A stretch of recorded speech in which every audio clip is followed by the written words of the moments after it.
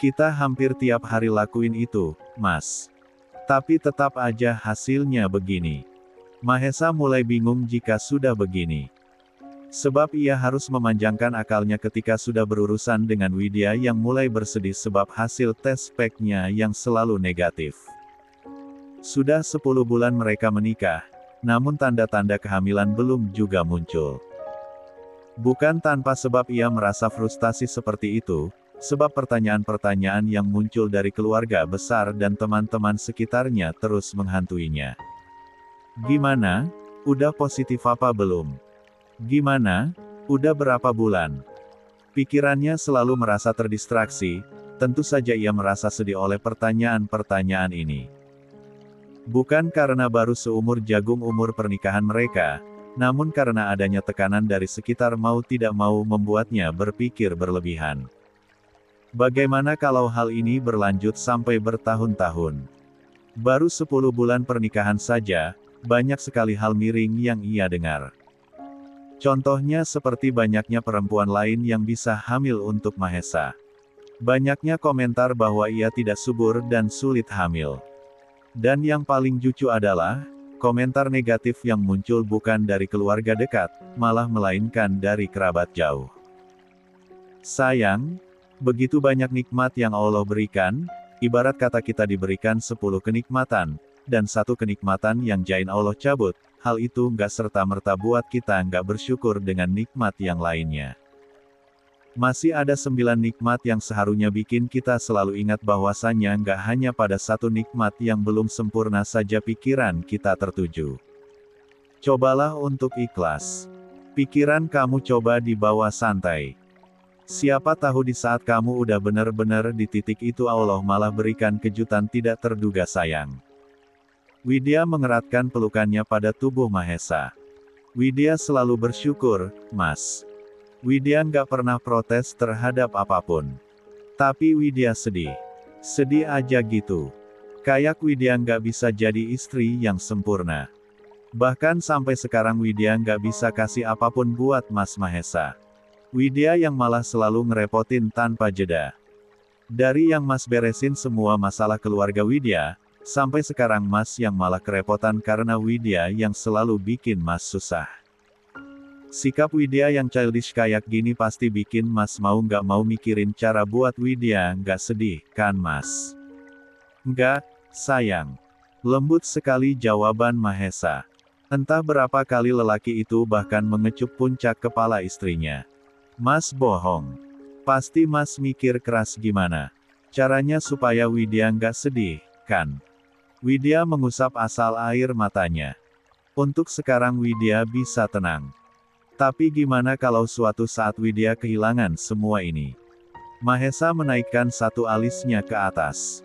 Apa maksud kamu, Buna?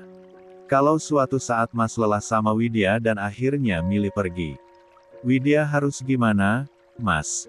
Pasti Widya nggak akan sekuat kayak biasanya. Mas terlalu manjain Widya sampai Widya bergantung.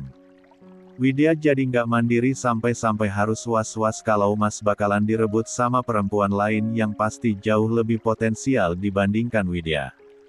Widya. Mahesa menghentikan ucapan istrinya yang tidak-tidak.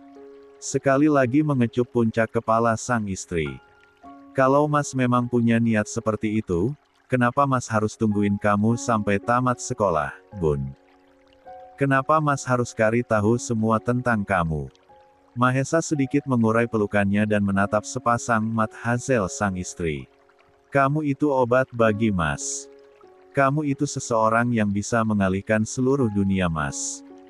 Sikap kamu dari pertama kali kita ketemu, senyum kamu, semua yang ada dalam diri kamu, bisa ngalihin pikiran Mas terhadap hal yang selama ini bikin beban dalam hidup Mas.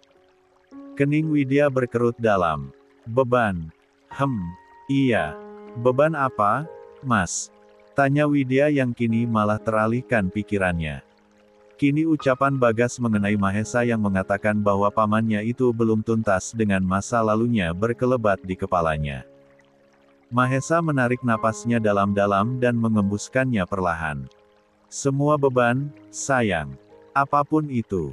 Sungguh, Ucapan Mahesa begitu ambigu untuknya. Mungkin karena sudah ada satu pikiran yang menjejal di kepalanya hingga ia memikirkan kemungkinan yang lainnya. Mahesa mengusap air mata Widya lalu membawa bibirnya ke kening istrinya. Mendaratkan kecupan yang begitu lembut di sana. Sungguh, kecupan itu seolah menjadi titik tumpu sebuah ketenangan. Jika sudah Widya dapatkan, seolah semua beban yang sedang ia pikirkan terangkat sudah. Udah, ya. Jangan sedih-sedih lagi. Sekarang waktunya kamu siap-siap. Mas antar kamu sekolah. Iya, Mas. Namun sekali lagi Widya malah mengeratkan pelukannya. Jangan pernah berubah, ya, Mas. Tolong kayak gini terus sama Widya. Jangan sampai berpaling. Iya, sayang. Widya pun mengurai pelukan tersebut, lalu bersiap-siap untuk berangkat ke sekolah. Tidak ada yang berbeda sebenarnya. Mahesa tetap memperhatikan Widya seperti biasanya. Tidak ada sedikit pun yang kurang. Bahkan jika tidak ada jadwal operasi yang mendesak atau apapun itu, lelaki itu lebih senang menjemput istrinya sendiri tanpa bantuan sopir yang sudah sedia on call kapan saja. Sampai saat di mobil seperti sekarang ini, Mahesa bahkan sibuk mendengarkan Widya yang sibuk berceloteh tentang kegiatan sekolahnya. Hingga pada satu titik pesan singkat yang masuk ke dalam ponselnya, lelaki itu mengalihkan atensinya pada benda yang ia letakkan di phone holder tengan mobil. Ada pesan masuk, Mas, ucap Widya memberitahu sang suami. Gadis itu tidak lancang untuk membuka begitu saja pesan sang suami, dan sikapnya itu disambut dengan sikap jantan Mahesa yang tidak menyediaikan apapun terhadap sang istri. Buka, sayang. Widya pun membuka pesan tersebut dan membacakannya untuk sang suami. Mahesa makan siang pulang ke rumah mama, ya. Ada hal penting yang harus dibicarain. Mbak Anggi, tolong balesin sayang. Widya pun siap mengetikkan sesuatu di ruang chat suaminya tersebut. Belas gimana, Mas? Kalau nggak ada tindakan Mahesa ke rumah mama, Mbak. Widya langsung saja menuliskan kalimat tersebut sama persis atas permintaan sang suami. Dan tidak lama kemudian pesan itu berbalas. Harus, Mahesa kamu minta dokter Tommy buat gantiin kamu dulu kayak biasanya. Ini urgen.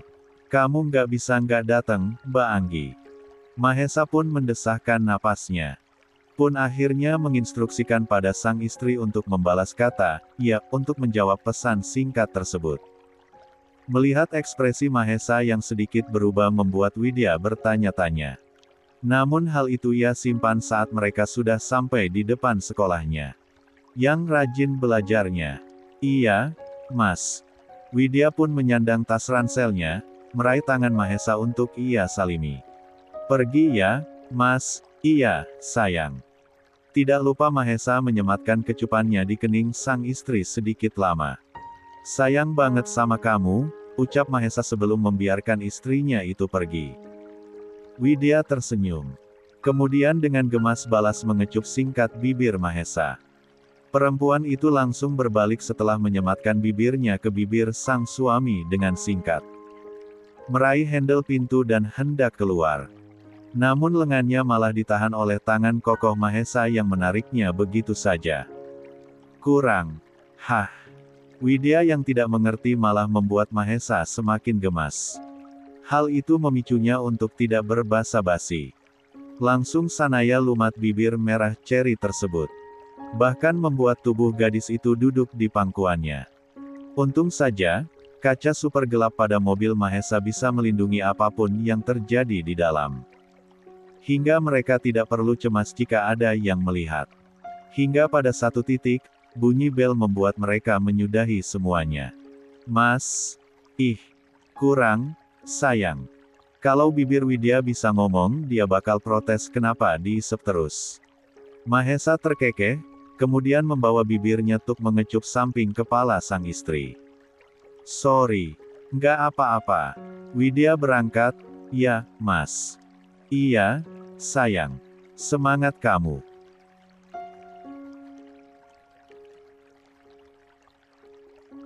Mas juga. Tanda hubung. Kediaman keluarga Mahesa. Cila masuk rumah sakit, Mahesa dia butuh donor kamu. Tubuh Mahesa langsung menegang ketika mendengar nama yang sudah lama tidak disebutkan oleh keluarganya kembali terdengar. Tentu saja hal itu membuatnya kaget setengah mati. Jingga tadi kesini ketemu mama sama papa. Dia minta tolong ke mereka supaya kamu ke rumah sakit. Cila kena leukemia. Semakin tidak menentu perasaan Mahesa.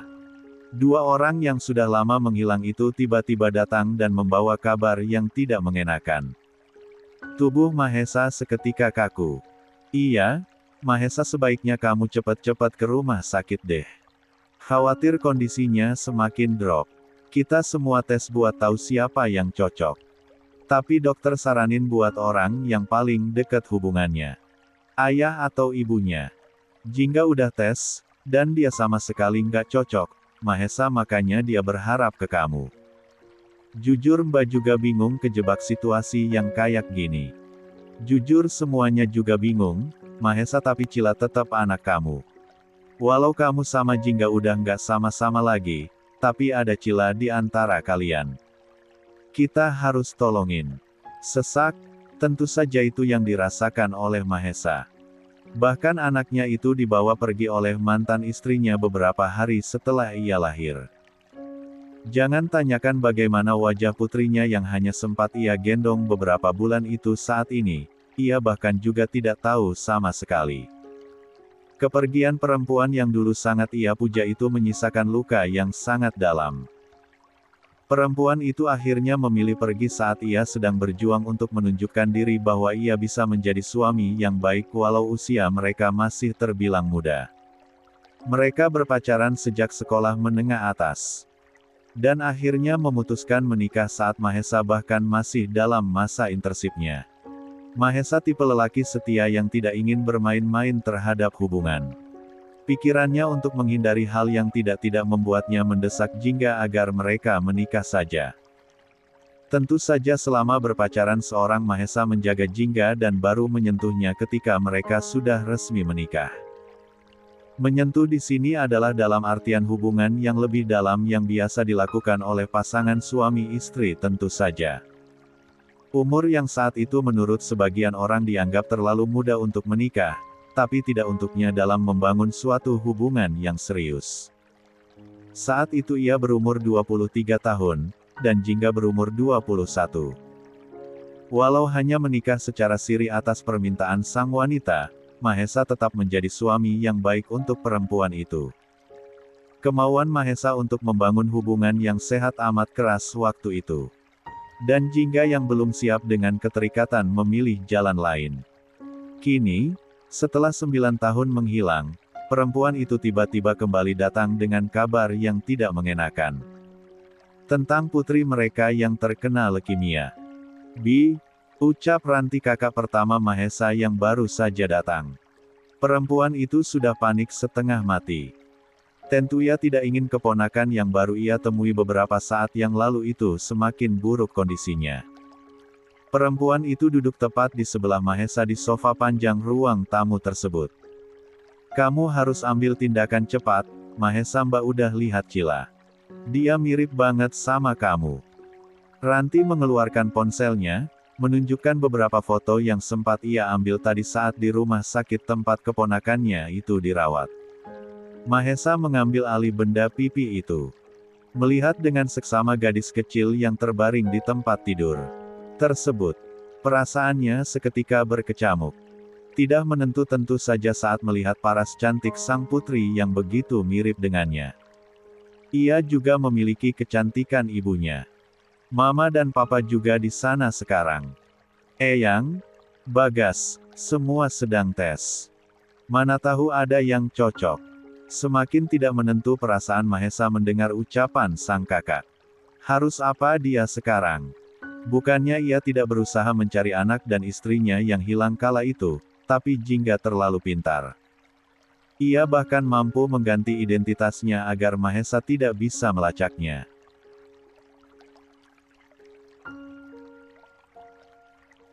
Alasan perempuan itu meninggalkannya, bahkan sampai sekarang ia tidak tahu. Kehidupan menuntutnya untuk realistis, terlebih keluarganya. Ia harus melanjutkan hidupnya tanpa perempuan dan buah hati yang telah dilahirkannya. Selama 7 tahun, ia tidak membuka hati untuk siapapun dan masih tetap berusaha, sampai pada akhirnya pertemuannya dengan Widya saat pertama kali kala itu bisa menarik atensinya. Ia mencoba mengalihkan pikirannya dengan mencari tahu tentang perempuan yang membuatnya tertarik. Semua hal yang berhubungan dengan gadis itu bahkan tidak luput dari penelusurannya. Hal itu sungguh bekerja. Perlahan Jingga bergeser walau tetap saja nama itu tersemat di memorinya. Untuk perasaan, tentu sepenuhnya sudah ia berikan seutuhnya kini pada istri sahnya. Ucap Anggi yang kini menggoyangkan lengan Mahesa dengan pelan.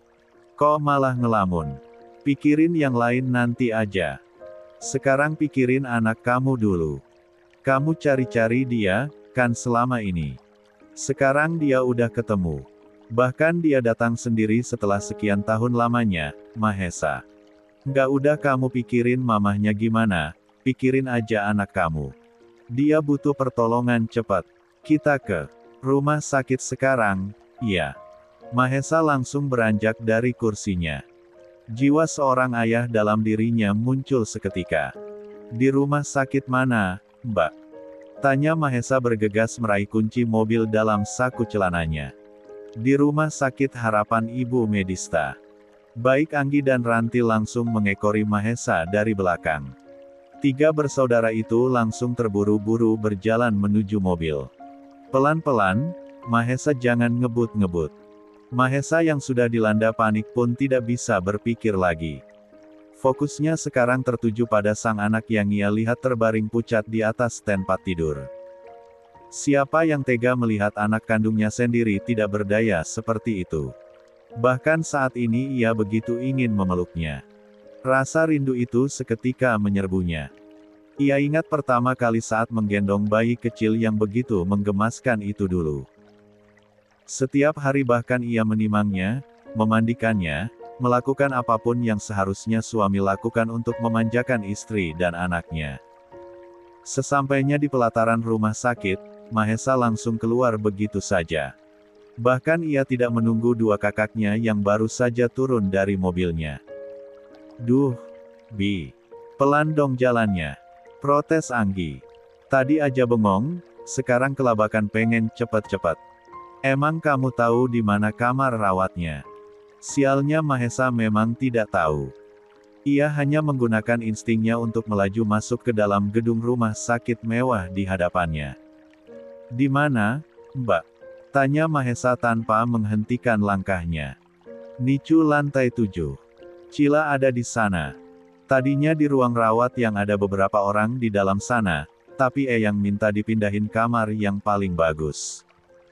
Jadinya sekarang ada di lantai 10. Mahesa mendesahkan napasnya kasar. Kakaknya itu terlalu panjang lebar menurutnya. Saya nanya posisi Cila yang terbaru, Mbak. Bukan tadi atau kemarin. Ucapan Mahesa membuat Anggi terdiam telak.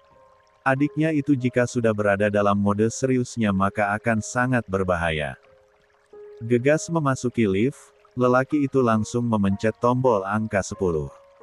Hanya butuh beberapa saat saja untuk sampai di lantai yang mereka tuju. Hanya ada 1 kamar di sana. Juga ada nurse station khusus untuk rawatan kelas atas. Maaf, Pak. Keluarganya Argila Hans Perdana. Tentu saja Mahesa tahu benar nama itu. Nama yang ia sendiri yang memberikannya untuk sang putri pertamanya. Ya, saya Yahnya. Oh, ya, silahkan. Akan saya antar, Pak. Sempat dihadang, staf perawat yang berjaga itu langsung mempersilahkan Mahesa untuk langsung masuk saja. Bahkan perempuan berpakaian serba Mahesa muda itu melangkah terlebih dulu untuk membukakan pintu.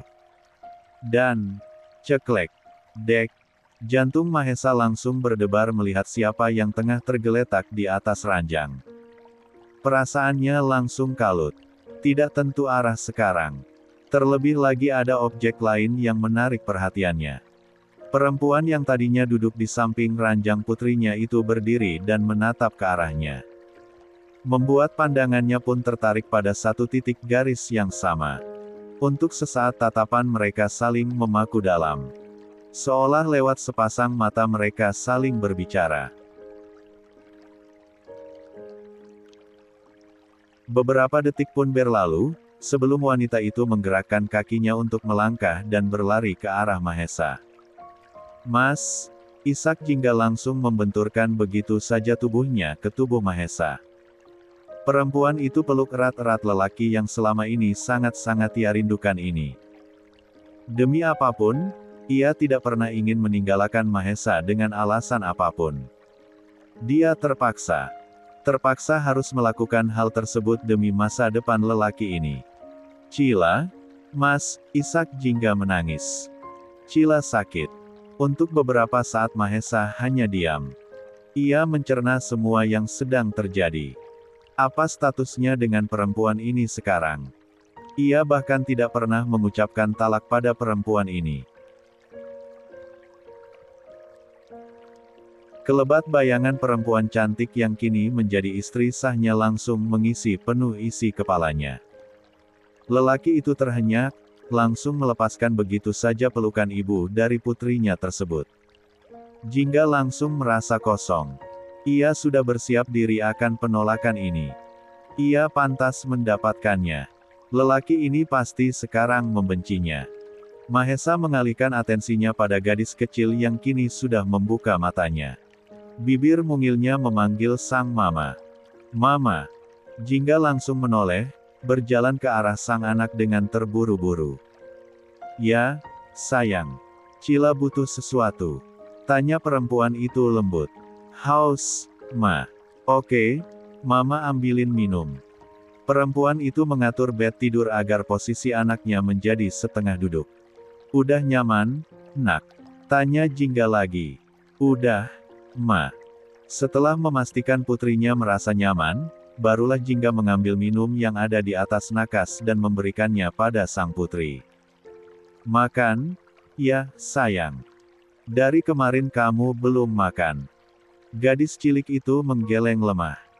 "Tapi Cila nggak lapar, Ma." Sungguh, hati Mahesa terasa teriris. Bagaimana semua ini bisa menimpa pustrinya sendiri? Langkahnya masih memaku di tempat.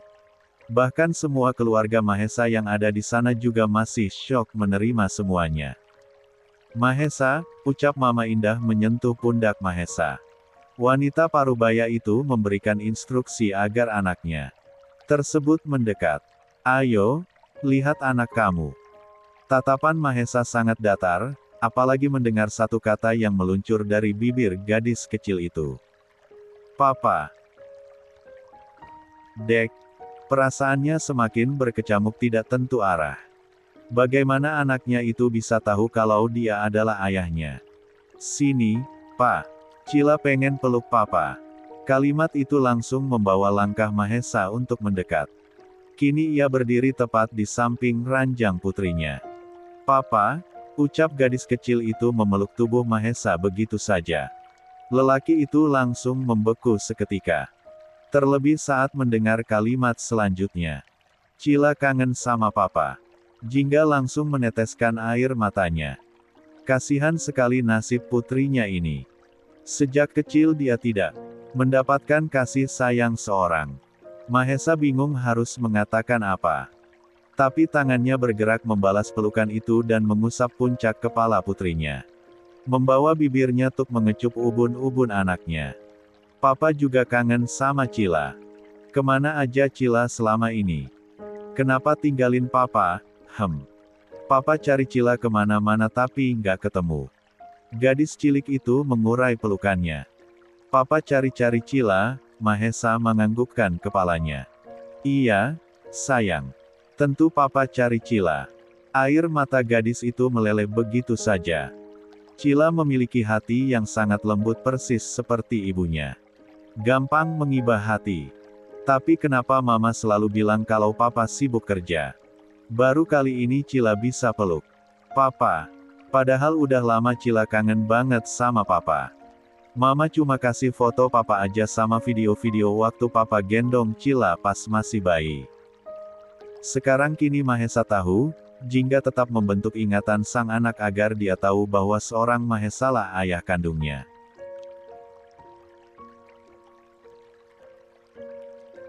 Untuk itu putrinya tersebut langsung mengenalinya walau mungkin awalnya ragu.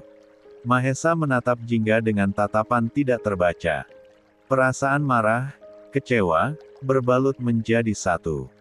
Apa sebenarnya yang ada di otak perempuan itu sampai-sampai pergi dan melarikan diri dari rumah mereka? Entah kesalahan apa yang dia perbuat sampai saat ini ia tidak berhenti bertanya-tanya. Sekarang, bagaimana ia menjelaskan pada putrinya ini? Padahal Cila sering dibully nggak punya ayah, papa, adu Cila pada sang ayah. Tapi Cila selalu jawab kalau papa Cila lagi sibuk kerja. Suatu saat pasti Cila bawa papa Cila ke sekolah buat tunjukin sama teman-teman. Hati Mahesa semakin tercubit sakit. Anaknya sampai menjadi bahan bulian teman-temannya. Rasa marah itu semakin mengakar. Ingin rasanya ia menyeret Jingga dan bertanya pada perempuan itu apa salahnya sampai memisahkan dirinya dengan putrinya. Kini, ia harus bertemu dengan anaknya dalam kondisi yang seperti ini. Anaknya sakit keras yang entah sudah berapa lama ia menanggungnya. Tapi sungguh keajaiban.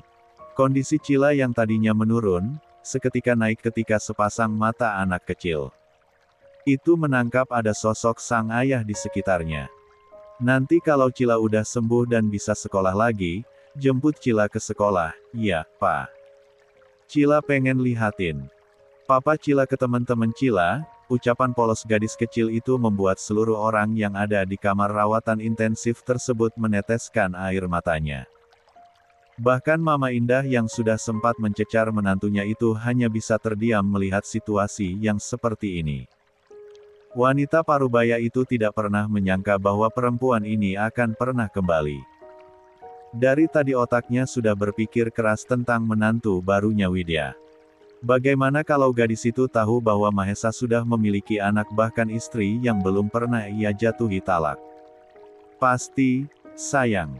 Papa akan jemput Cila nanti, makasih, Papa. Untuk sementara Cila dan Mahesa berbicara banyak hal, sebelum akhirnya lelaki itu pamit pada sang anak untuk pergi sebentar. Ya, suami Widya itu memeriksakan dirinya terkait donor sumsum yang akan diberikan pada putri sematawayangnya tersebut. Prang. Widya menjatuhkan gelas saat ia dan para sahabatnya sedang makan siang di kantin. Begitu saja ia memunguti serpihan kaca itu sampai tangannya terluka. Ash. Duh, Bun. Kenapa lo pungutin gitu aja, sih? Omel Laivia pada Widya. Luka kan jadinya. Biar aja Kembo Ira yang beresin. Tinggal ganti aja uang gelasnya. Nggak enak gue, Liv. Biar aja, nggak apa-apa, kok. Siska buru-buru meminjam sekop dan sapu. Awas, Bun. Biar gue aja yang sapu. Biar gue, sis, ucap Widya tidak enak hati. Udah diem. Lo duduk sana. Urusin dulu jari lo yang berdarah. Widya pun langsung duduk lagi di tempat duduknya. Thanks sis. Anytime, Bun. Sementara Stefani meminjam kotak P3K ke UKS sekolah. Tidak lama kemudian gadis itu sudah kembali dengan peralatan dasar medis di tangannya. Siniin jari kamu, Bun. Widya pun memberikan tangannya pada Stefani untuk diobati. Lo kenapa sih, Bun? Tanya Laivia yang bisa menangkap ada sesuatu hal yang aneh pada sahabatnya itu. Dari tadi gue perhatiin lo ngelamun tahu nggak sih? Widya menarik napasnya dalam-dalam lalu mengembuskannya perlahan. Nggak tahu, Liv. Perasaan gue nggak enak aja dari tadi. Kepikiran keluarga lo. Tanya Sally mencoba mencari tahu. Widya menggeleng. Nggak, Mas Mahesa.